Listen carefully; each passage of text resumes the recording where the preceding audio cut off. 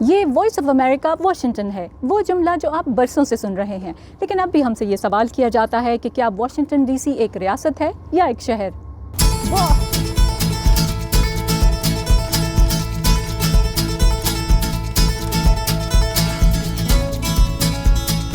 چلے آج میں ڈی سی کے حوالے سے کچھ دلچسپ معلومات آپ کے ساتھ شیئر کرتی ہوں۔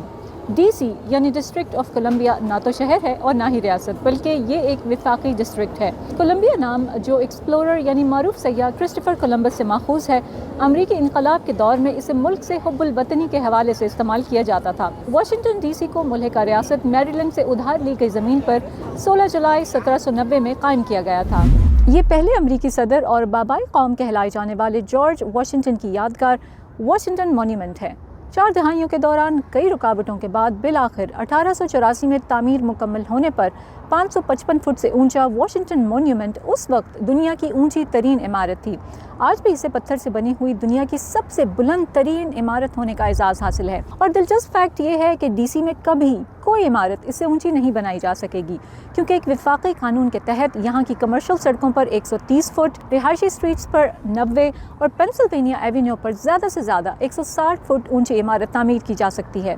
اس کی تعمیر میں سیمنٹ کا استعمال نہیں کیا گیا، یعنی یہ ایک فری اسٹینڈنگ سٹرکچر ہے۔ میں امریکی کانگریس کے سامنے موجود ہوں جو واشنگٹن کا عین مرکز ہے، اور اس نقطے سے واشنگٹن کو کوارٹرنٹس یعنی 4 حصوں میں تقسیم کیا گیا ہے۔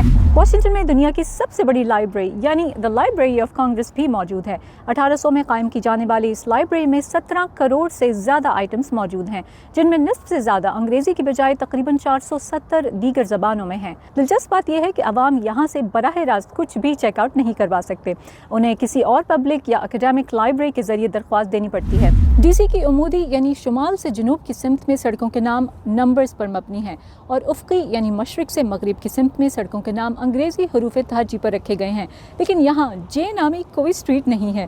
وجہ یہ ہے کہ جے اور آئی الفابیٹس کو کنفیوز نہ کیا جا سکے۔ واشنگٹن کے رہائشی انتخابات میں ووٹ تو ڈال سکتے ہیں، لیکن امریکی سینٹ اور ایوان نمائندگان میں ان کے نمائندوں کی محض رسمی حیثیت ہوتی ہے، اور وہ بلز کی ووٹنگ میں حصہ نہیں لے سکتے۔